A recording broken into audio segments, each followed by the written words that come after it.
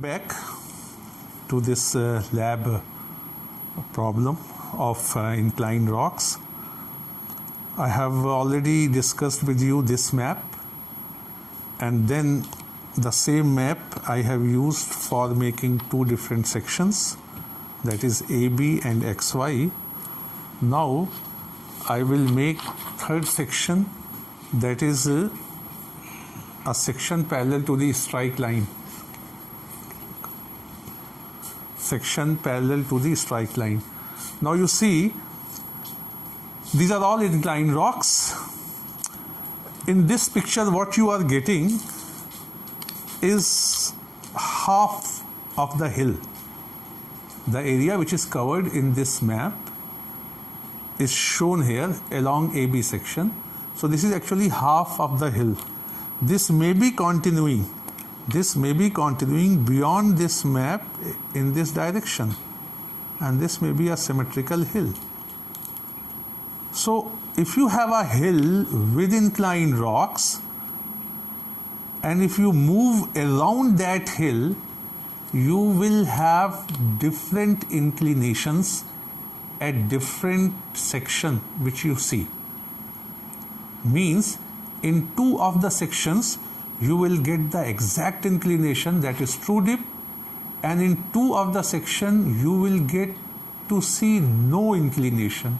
That means the rocks will look to be horizontal, despite the fact that the rocks are not horizontal, but they will look to be horizontal. So that is apparent dip. In that case, apparent dip will be zero, and that zero apparent dip will come in a section which is parallel to the strike lines. Now I have made two sections, AB section which gave you true dip, then XY section which gave you apparent dip but not the zero dip. It gave you less angle of dip as compared to the true dip. Now I am making another very simple section. I can have any section. I can make more than 50 sections in this map. But I am solving a very simple section for you. You can see this section is parallel to the strike line. I will be naming it OP section. This is a section parallel to the strike line. Now just imagine that I am going to cut this hill along line OP, and let's see that what result we are going to get. So I will fold the map along the section line, that is OP. I will make a profile after measuring the length of this section. This is almost 17.8 centimeter. So I will draw a line of 17.8 centimeter here, a horizontal line.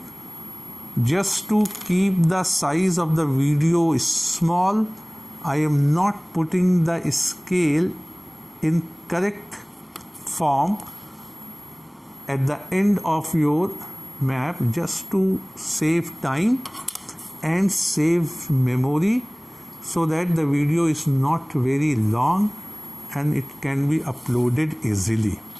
So you see, I have made the baseline. This is the baseline. This is the scale OP.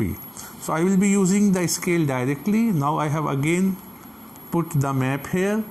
I will first transfer the contours.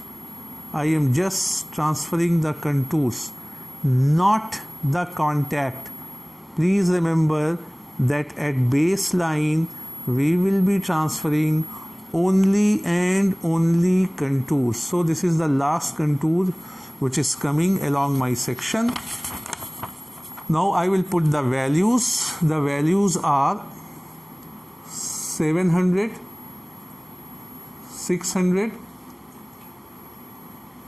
700, 600, 500, then 400, then again 500, after 400, 500, then again to 600. Perhaps I have missed two contours. I will bring it back just now. 400, 400, and then we have again 500 and again 600, and the end is almost near 670. So the end is almost 670. I have missed two contours while transferring the contours, that is of 600 here and here. So this is 600, this is 600 contours. So this is all. We have transferred the contours. Now as per the scale of 1 centimeter to 100 meters, I will put the symbols. This is the end point, and then you can see I am putting the values 600, 500, 400. There is a sharp valley, that's why this is very close. Then again 1, 2, 3, 4, 5, again 6, again 6, again 5, again 4, again 5, again 6, again 7, and the end point is above 700, slightly above 700, that is this point. Now I will join this with free hand so that all these points, they are mixed up. Here we have a valley, so I will suppress it a little bit, and then I will raise this profile. Here we are going up, so I have made this profile uppish. Here it is pointed, and then this is the profile along along OP, that is parallel to the strike line. Now I will transfer the contacts. Now see here, the transfer of contact will be directly over the profile, not at the baseline, but over the profile. So I am transferring these contacts. You can see these are all contacts. See here, and then at the end we have this contact. Now this contact and this contact is same because they are in between two rocks. This contact and this contact is same because they are in between two rocks, two same rocks. This contact, and this, all four contacts are same because they are in between two same rocks. Now we have to join similar contacts with horizontal lines because we are making a section parallel to the strike line. So we will be using horizontal lines here. See here, this one and this one. Then these four contacts, they will be transferred slightly. They may be coming slightly differing their location, no problem. See here. Now put the symbols. This is this rock, the cross one. Then you have this rock. In this hill you have this rock. And in this valley you are getting rock B. So this is all B. This is all B. This is all B. Now below this B, we must be having A. Below B, there must be rock A. But where is the contact between B and A? That is the issue which we have to resolve. The simplest way to resolve this issue is that get the previous map where you had true dip section. From here, get the real thickness of B, that is coming to be 3.6, that is 360 meter. So I will take this thickness and will use this thickness in this map. So it was 360. So now I am using 3.6 from this level, that is almost here. You can use 2 or 3 points and then join with broken lines, not by firm lines, because you have worked out this contact indirectly. You have worked out this contact indirectly. That's why I am showing it with broken lines, and after this I will put the symbols in the remaining part of this drawing. This is rock B, this is rock B, and then we have rock A below the ground.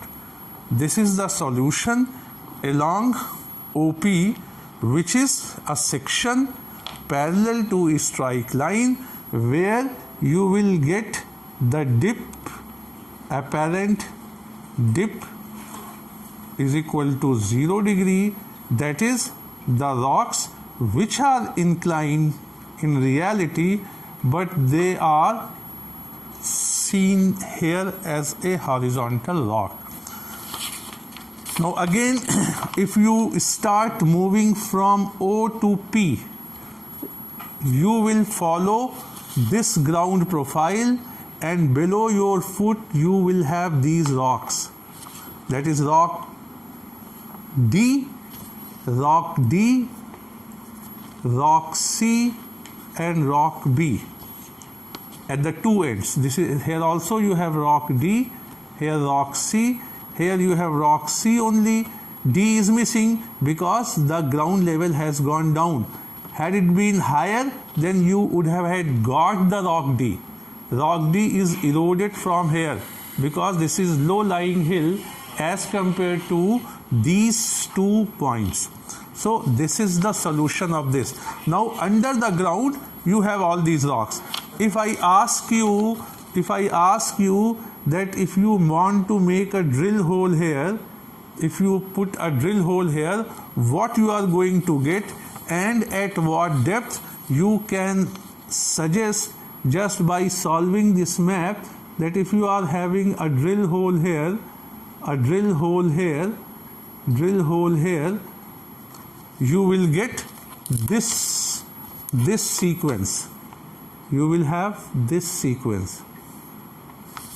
Okay, so along this section we have got this. Now if you are making a section, for example, from here,